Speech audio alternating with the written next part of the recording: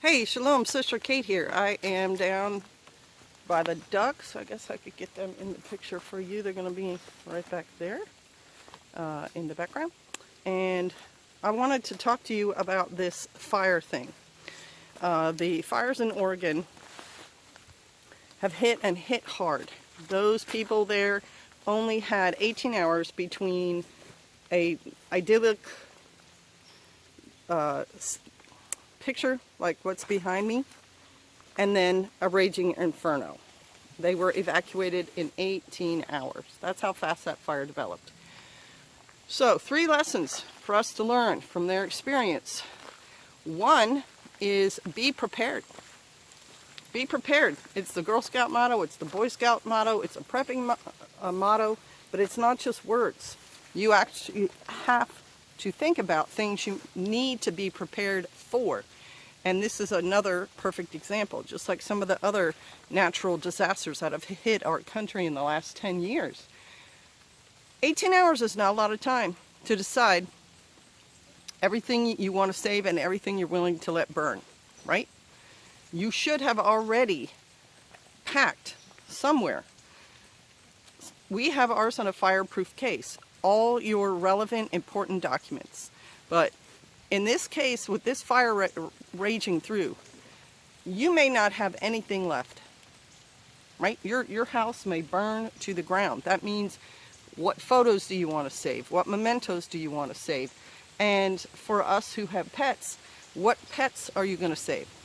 So let's just imagine ourselves up there. Maybe we have a horse farm with 20 horses. Do you have horse trailers and trucks enough to pull all those animals to safety?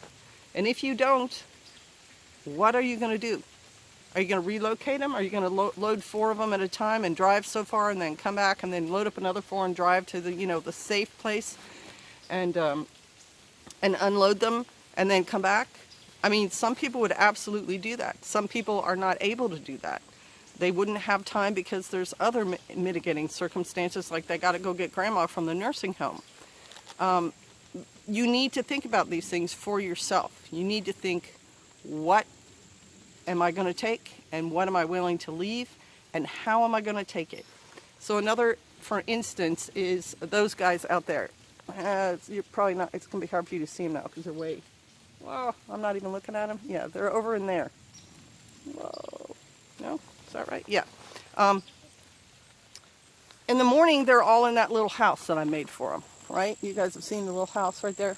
In the morning, they're all in there. It would be easy for me to take them, just put a dog carrier crate right in front of the door, open the door, and kind of scare them in, and then shut the door. Yes, they'll all fit in a large dog carrier crate. You'd be amazed how many birds will fit in there. I have them trained to do that. I have them trained to have me kind of use my hands and arms to indicate to them it's time to go in the house. I can put some grain in there, and then, if I have to, I can get one of my dogs and we can get them in there. But people don't always think about these things, and so I've seen people in the middle of the day trying to chase a chicken flock around, and of course the chickens think you're a predator trying to eat them, so they don't participate. Would you be willing to lose your whole flock? Would you be willing to lose your goats, your cattle? I mean, what if you're a rancher and you have 100 cows? How are you getting all those cows out of there into the safe zone, which could be as far as 3 hours away? You need to think about these things and have a plan for it.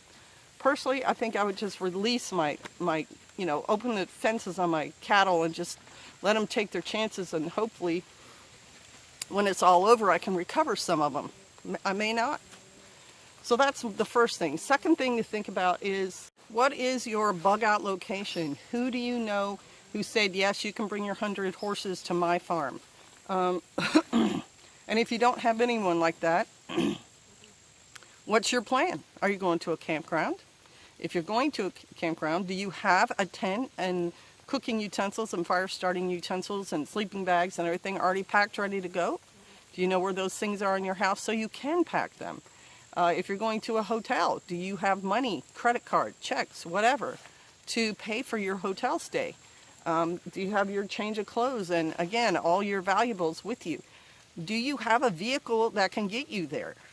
Do you have a vehicle that can carry the things that you plan on taking? If you are going to let's see, a national forest? Do you have your camping stuff? You know, you may wind up in a FEMA camp. You could be fleeing and go to a safe city, and they're going to put you up in a gym. Are you ready for that?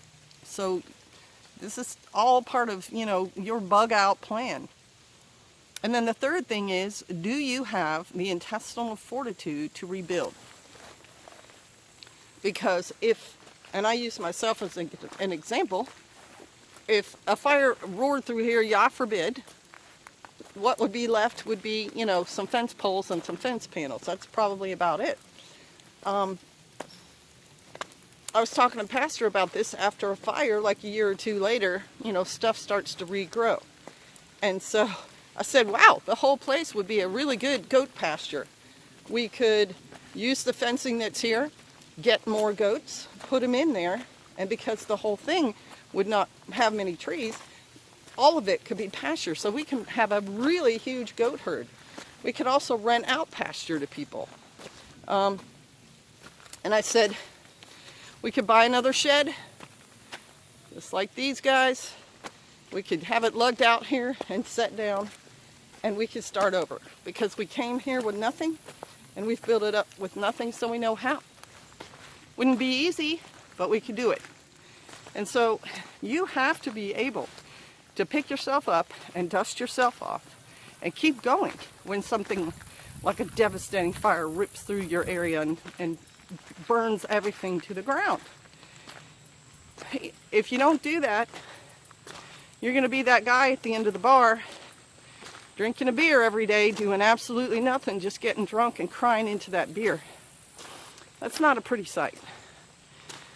Or you're the person who now is in some assisted facility with your depression, or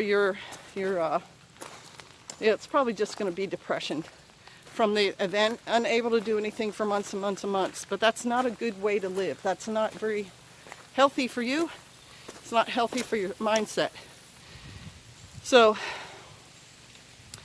for people like me, we also have the Lord. We're going to depend on Him to help us rebuild.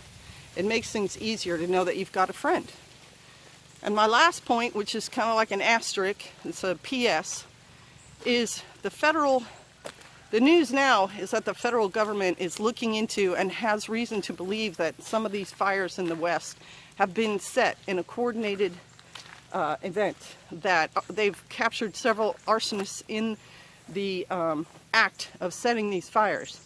And if they are indeed Antifa related, I don't think there's going to be much public sentiment for Antifa after this. I don't think there's going to be any tolerance for them or their protests or their stupid behavior, because it just went from, oh, we're protesting and we're vandals, to, oh, we've declared war on the populace of several states and completely wiped out their life. Not that they died, but people have died in the fires, but taken away people's homes, their belongings, everything. That's not just a little young person acting out. That is a crime in a huge extent, and it's actually part of that guerrilla war Pastor talked about. All right, y'all, be prepared. Bless y'all. Take care.